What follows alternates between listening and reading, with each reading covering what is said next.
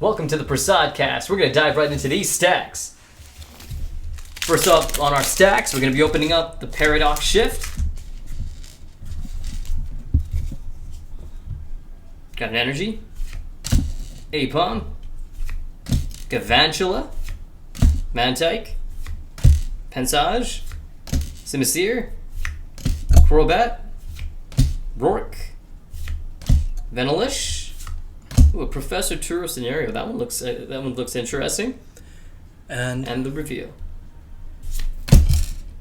Iron Moth. All right. That's the it's like the futuristic version of Volcarona, right? Yeah. For our second stack, it's going to be the Temporal Forces. Alrighty, starting off with an Energy. Got Medicham, Tranquil, Mr. Mime, Raichu, Iron Treads. I think that's Doniphan. That's a pretty nice card. Yep. Buddy Puffin. Zorora. Oh, I like Zorora. I like him. That's nice. He was in that movie, right? Yeah, he is. Shaman. Oh, another nice card, man. Is this our day? Let's hope so. Let's hope we get something. Oh, Matang. I like Matang. Okay, here's the reveal. I quit if this isn't a good card. Let's go. Hold on. Don't put the future on this. Yes! Finally, it's Sculvalian. Sculvalian. All right. It's a beautiful EX card, man. We're now going to be opening up the Black Bolt tin. All right, here comes the White Flare booster pack.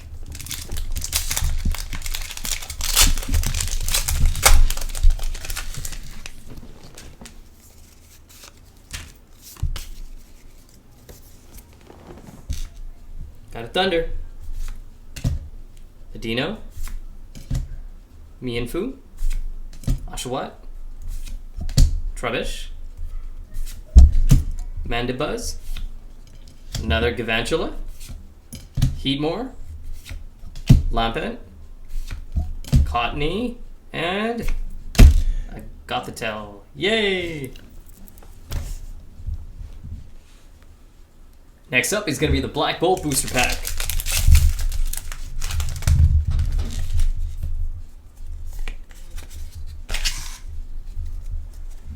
Got an Energy, Whirlipede, a Girder, Fungus, our favorite, Larvesta, Ends Plan. How many of Ends Plans do we have? It's his plan. Lilligan, Renucleus, Snivy, Cover Fossil. Oh, a Meloletta. That's awesome. That's really nice. Beautiful card. Wow. And these are the hits for today. Not too bad. Now let's switch things up and talk about Pokemon Legends ZA. What are your thoughts? What are my thoughts? Yes, what are your thoughts, buddy? Honestly, after they revealed Mega Hawlucha coming out the other day, I'm like, this is actually pretty exciting. What does he look like? He looks like Rey Mysterio Jr. Yeah, that was awesome, man. I liked how they had that trailer going. Don't get me wrong, it's not gameplay at all, so I wasn't super hyped on it, but their creativity was amazing, and I like the whole pro wrestling theme because he's up to Lucha. What is it called, Lucha Libre? Yeah, it is Lucha Libre. Yeah. And yeah, that was cool. He went against Machamp, and I think that was a good twist on it. Yeah, what did you feel about it? I thought it was really cool. I'm just still trying to figure out like what the story is kind of about like what Legends EA is kind of about. Come on, man. When was the last time Pokemon made a game about a story? No, there's been good games that have stories in there. Okay, when was the last story? I like the Scarlet. Not the Sword and Shield story. What year is it? 2025. That was it with the Eterna. Yeah, it's 2025 right now, right? Yeah. Yeah, that game came out in 2018 or something, bro. You said when was the last time? 7 years ago. Yeah, but I know what you mean. Yeah, I think they'll come up with something unique, but not anything like kind of like crazy or anything, right? Well, I mean, if we go off of what came out with Scarlet and Violet, then yeah, we're not obviously working with much. But I mean, I think if they kind of go towards the path of Legends Arceus, then we're talking like amazing story. What was the story in Legends Arceus? You got to catch Arceus. Okay, but what was the overall story? The game was great. The game was great. But tell me the plot. Explain it to me. Well, you have to go through each and every one of those islands and finish your map, and it's what I liked about it too. It was like a survival game in a sense. Well, like, too, what's right? the Like, story? You have to make your way through the whole game and to catch every single Pokemon, and in the end, then you get the chance to meet Arceus. Besides you as a character, who was your other favorite main character? You're so funny. Arceus. Arceus.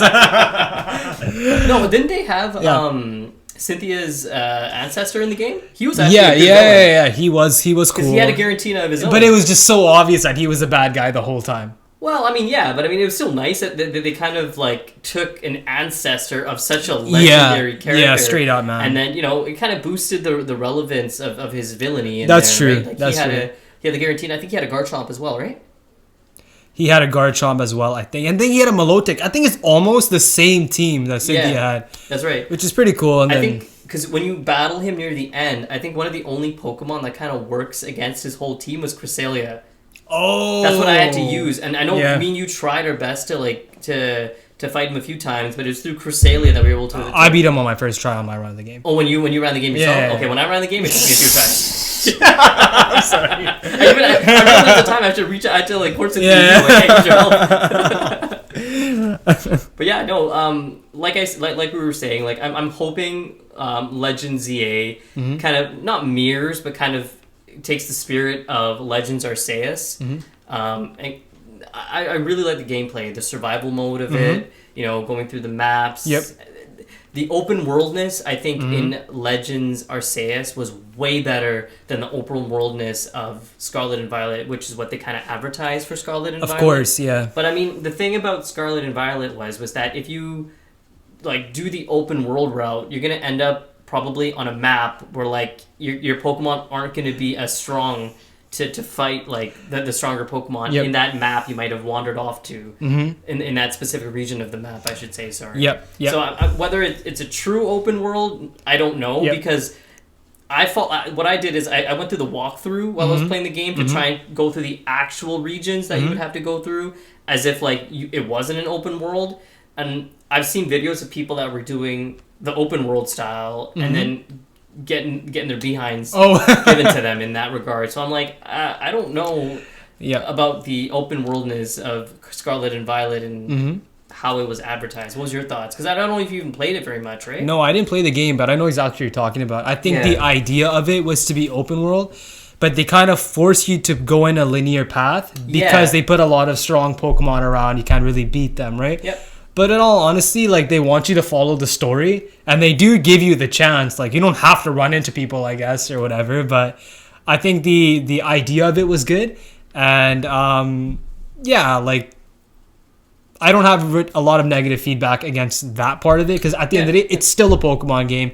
Like, how can you design a story around a Pokemon game and make it open world? It's not like it's a Zelda game or whatever. Yeah, right? that's true. That's true. They want you to battle certain people at a certain time so the story goes in a straight line. Yeah, like linear. Right? And honestly, man, like I am not one of those guys that's looking for an open world Pokemon game. I really don't care. I'm looking for like a fun adventure with a good story. It's not supposed to be super duper challenging unless you want it to be. I kind of like that's why I like the old school games, and I think that's why a lot of core audience like the old school games, whether they like it or not, is because it was something to kind of follow and have fun through rather than just running around having this somewhat of an open world but not really.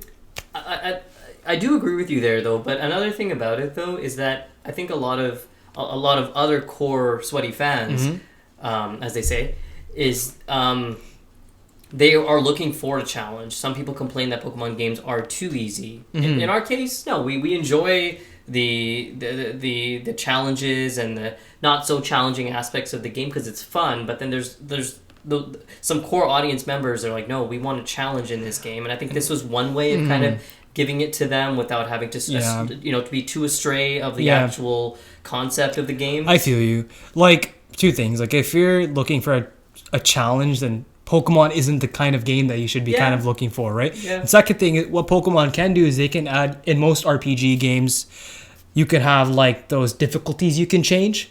So when the game starts off, do you want to play in easy mode? You can call it story mode, makes it more fan friendly. Yeah. You can call it battle mode, or veterans mode for extreme players. That's kind of what they did. I remember like Pokemon Stadium, Pokemon Coliseum, and then what was the GameCube version of it called? XD?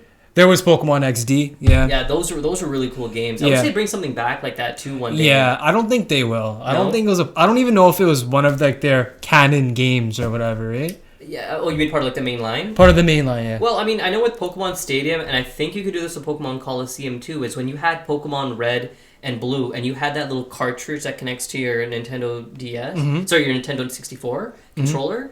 You could feed the game through there, and you can actually. I was actually able to play Pokemon Blue on the TV screen because I connected it through. That was the Switch cartridge. Before the Switch. Yeah, exactly, and you were able to play your Pokemon Red or Blue or Yellow on like the TV because it was connected through the Pokemon Stadium, which was really cool. At that time, for us, that was a big thing. Yeah, man. I remember when you used to play it on the TV, my mind would just be racing. I'm like, how is this possible? Like, can we just do this every day? Yeah, exactly. And now both of us can watch without having to, huddle when it in front of the Game Boy Color. Yeah, one of my favorite things was watching you play the games anyway. So I was like I was watching a movie. Yeah, no, and then that's literally how it felt too. Yeah. So the fact how games in general have just advanced through the years. Speaking of games, if you don't mind, I wanted to segue a little bit. Segue. I wanted to talk a little bit about football because football season is right around the corner. Talking about football, we obviously want to congratulate Travis Kelce and Taylor Swift on their engagement. Big ups to them, and again, congratulations once again. Yep. Speaking a little bit more about football, we're talking Seahawks.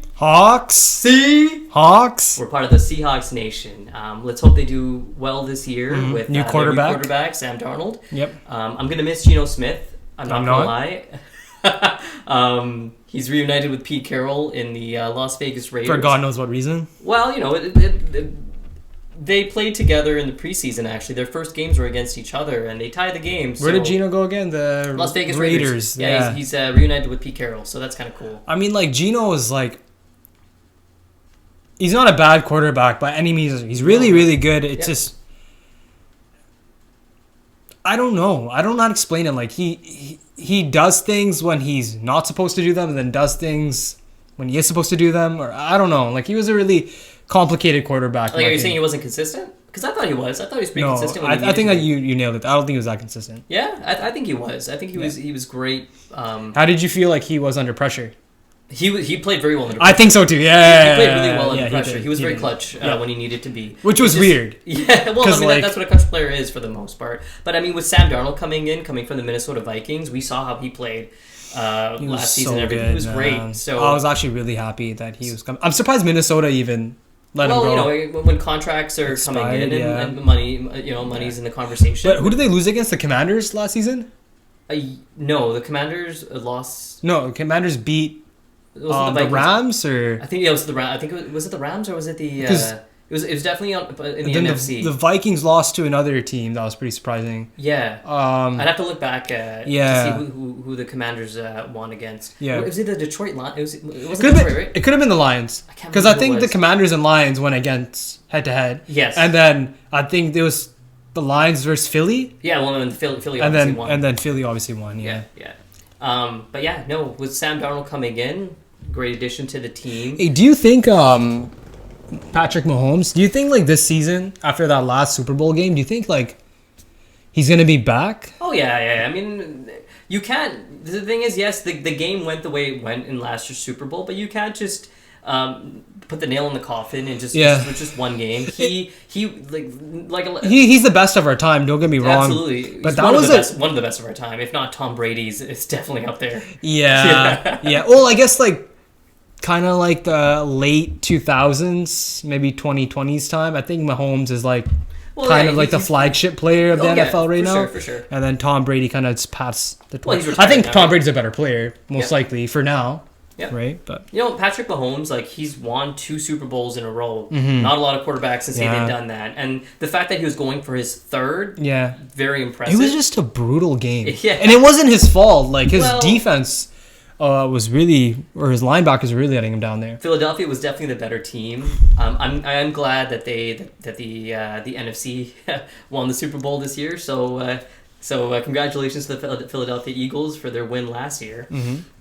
Oh, sorry, not so technically last season, right? Sorry, but yeah, this year let's hope big for the Seahawks. I think they'll do well. I mean, we've lost DK Metcalf, unfortunately.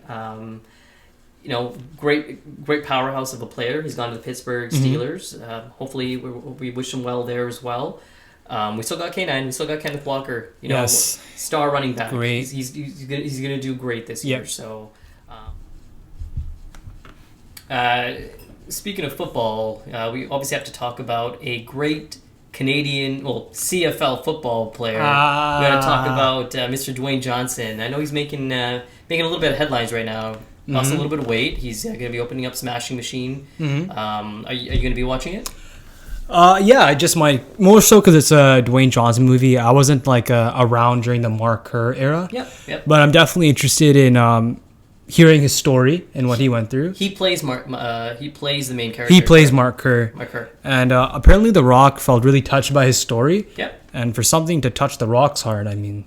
Yeah. Something I'll watch. He said himself, he's like, I'm not going to be focusing so much on making movies for Hollywood. He wants to make movies for himself. Good for him. Yeah, very good for Honestly, there's another thing I'm really happy for him. Like, I know he lost 60 pounds, right? Yep.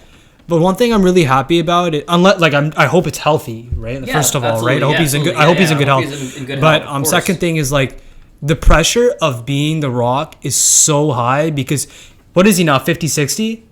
Yeah, he's probably around 58. And people still expect him to look like this, this powerhouse. This powerhouse that's like chiseled from Marvel and all that stuff, and I just think like that puts a lot of pressure on someone. Absolutely, he's been jacked his whole life, and just one other thing, like just being like the stereotypical in our era, he was the Arnold Schwarzenegger of our time. Yeah, I think that's a good comparison. Absolutely. Like for someone who's born in like the late 90s, I think The Rock is someone that we really looked up to in terms of training, how to be an ideal person. Yep. An entertainer. An entertainer, just like an all-around overall guy. And I'm glad he's gone to the point that he is like, you know what, like I can lose 60 pounds and I can still be who I am. And feel great about it. And feel great about it. I still think he's like a tremendous human being who brings strong masculinity to people. No matter who you are, I think it'll make you a stronger person if you kind of look up to him to a certain degree. Of course, everyone makes mistakes in life, and I'm not saying like read his whole like bibliography or biopic or whatever. But just some of the core things that we do know about him, like don't necessarily judge the messenger, but try and look up for those little messages that you can relate to. Yeah, absolutely, right? Absolutely. No, big ups to The Rock. We'll try and definitely check out Smashing Machine. In theaters soon, from what I understand. Like, what did The Rock mean to you when you were growing up? So I remember first seeing The Rock, watching wrestling. I think because it was at a time where I wasn't really allowed to watch wrestling in the house. I was about maybe like 6 or 7 years old, and then all of a sudden my dad flips on wrestling. And then he's like, "Oh, whoops!" But then, and there'd be girls. No, there was the glimpse that I saw was this really cool guy in the ring with black shades on, cool hair. He has that nice shirt on that he does, and his signature belt. I'm like, "Whoa, that is a cool person! Like, who is that?" And I was like, what, 7 or 8 years old or whatever it was. He was just in the ring. Talking the way he talks, and I'm like, whoa, that is so cool. And then gradually I kind of wanted to learn more about it. Like, well, what was that my dad had flipped on and then flipped off of? And then that was his first mistake. Well, yeah, no, and then I would try to watch wrestling, downstairs. Yeah. And as soon as you hear footsteps coming downstairs, you flip the channel obviously to something else. But to me, after learning more about The Rock, seeing his character as a wrestler, I'm like, he's such an icon. Yeah. He's such an icon in and out of the ring. Obviously, you're talking about his training regimen, his eating, his lifestyle. his family values. He comes from an islander background, similar to our parents. Our parents hail from the island of Fiji, whereas some of his ancestors hailed from the island of Samoa, not too far away. And when it comes to the islanders, there is a certain family value that he still carries on till this day that you can see in his in his Instagram posts, in his lifestyle and everything. He's just definitely someone that I've always looked up to growing up. Would you say like he was one of and Jay Sean? Would you say that he's one of the first charismatic people on TV? Next to the late great Muhammad Ali, Absolutely. who was one of the most charismatic people on the mic. Absolutely, electrifying, as right? he says. Yeah, like he was a person that, because honestly, he like transcended. Like as you know, to ones that don't know, like pro wrestling, it's not real in terms of like. It's okay, so it's choreographed to a certain point, but it's a real sport. It's a real sport. Real pain, real athleticism, everything to do with the sport. It's just done before it's done. Sometimes, right? Absolutely. Like in terms of like how we're gonna do moves and stuff. Like great respect to those guys, right? But for you to kind of like get people involved in something that some people may know might already happen, and to use mic skills like that, like don't get me wrong, in sports like Conor McGregor, right? I find it super hard that he said something on the mic and then he go and get it done, but people had that anticipation, right? But in wrestling, it's kind of like if it's going that way, most of the time it's gonna go that way. But to get people still interested in what you have to say, I think he's one of the greatest. One of the greatest. One of the GOATs, like, absolutely. He had the gift of gab like none other. You can tell nothing was practiced. It was all on the mic. It was all on the mic. And maybe it just came from his, like how you mentioned, his background, right? Yep. Humble background. He's again, it's those family values that he's always had as an islander. His mother, Ata, I believe it was Ata, being of a Samoan background, growing up in Hawaii.